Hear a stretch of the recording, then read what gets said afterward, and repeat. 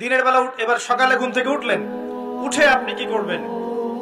নিজের মন গড়া পদ্ধতিতে উঠে বাথরুমে চলে যাবেন, নাকি একটু দোয়া কালাম করবেন? উঠে দোয়া করবেন, আলহামদুলিল্লাহিল্লাযী আহইয়ানা বা'দা মা আমাতানা ওয়া ইলাইহিন নুশুর। তারপর যাবেন আপনি বাথরুমে, গিয়ে আগে কোন পা ঢুকাবেন? ডান পা না বাম পা? আগে বাম পা। বিসমিল্লাহ বলে ঢুকিয়ে আল্লাহুম্মা ইন্নী আউযু বিকা মিনাল খুবসি ওয়াল খাবাইস ইস্তেনজা করেন। যতক্ষণ ইস্তেনজা করছেন আপনি ইবাদতের মধ্যে আছেন ইনশাআল্লাহ। এবার বের হলেন গুফরানাকা বলে, বের ওযু করবেন। প্রথমে বিসমিল্লাহ, ওযু ধীর স্থির ভাবে করবেন। আরো যে বললাম, খুব বেশি পানি ইউজ করার দরকার নাই, পানির স্পিডটা কম রাখবেন, পানি অপচয় করবেন না। দেখেন, ওযু যদি বিশুদ্ধ না হয় নামাজ কি বিশুদ্ধ হবে? ওযুতে যদি আপনি এক বালতি পানি শেষ করেন তাহলে তো হলো না কিছু। ওযুতে পরিমাণ মতো পানি ইউজ করেন, তারপরে ওযু শেষে কালিমা শাহাদা পড়লে আপনার জন্য জান্নাতের দরজাগুলো খুলে যাবে। এবার মিসওয়াক করলেন, ওযু শেষে ওযুতেও মিসওয়াক করতে পারেন, শেষে করতে পারেন। এবার আপনি পায়ে হেঁটে হেঁটে নামাজে যাচ্ছেন। নামাজে যাওয়ার সময় বাসা থেকে বের হবেন, এমনি এমনি বের হবেন না দোয়া করবেন? কোন দোয়া পড়বেন? বিসমিল্লাহি তাওয়াক্কালতু আলাল্লাহি ওয়া লা হাওলা ওয়া লা কুওয়াতা ইল্লা বিল্লাহ। বাস, বের হওয়ার সাথে সাথেই একজন ফেরেশতা আপনার সাথে চলে আসবে, ইনশাআল্লাহ শয়তান দূরে চলে যাবে।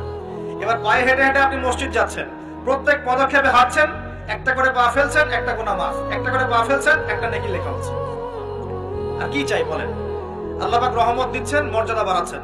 এই সময় একটা দোয়া পড়তে পারেন, আমি শিখিয়ে দিই। এই দোয়াগুলো সব হিজতুল মুসলিম বইয়ের মধ্যে আছে। প্রিয় ভাই, সবগুলো দোয়া মুখস্থ করে ফেলেন। সারা জীবনে কত কিছু মুখস্থ করলেন।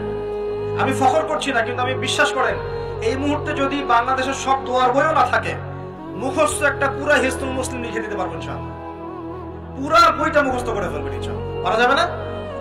যদি ইসলাম তো এমনই, পৃথিবীতে যদি কোনো কোরআনের কপিজ এখন না থাকে, এরকম কপিজ, এরকম লক্ষ লক্ষ হাফেজ, কোটি কোটি হাফেজে কোরআন আছেন, আগামীকাল হওয়ার আগেই, সূর্য ওঠার আগেই কোরআন লেখা শেষ হয়ে যাবে।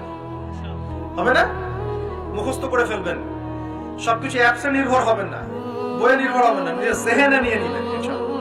এরপরে আপনি চলার পথে পড়বেন, আল্লাহুম্মা ইজআল ফি কলবি নূরা ওয়া ফি লিসানি নূরা ওয়া ফি সামঈ নূরা ওয়া ফি বাসারি নূরা ওয়া আন ইয়ামিনি নূরা ওয়া আন শিমালি নূরা ওয়া মিন ফাওকি নূরা ওয়া মিন তাহতি নূরা আল্লাহুম্মা ইজআল ফি নাফসি নূরা।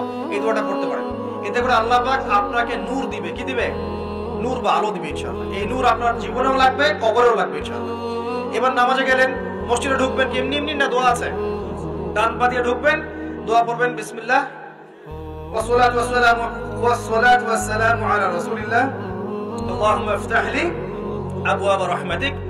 একটা দোয়া আছে, أعوذ بالله العظيم وبوجهه الكريم وسلطانه القديم من الشيطان الرجيم। এটা পড়তে পারেন। বাস, এই দোয়া পড়লে শয়তান থেকে আপনি নিরাপদে থাকবেন।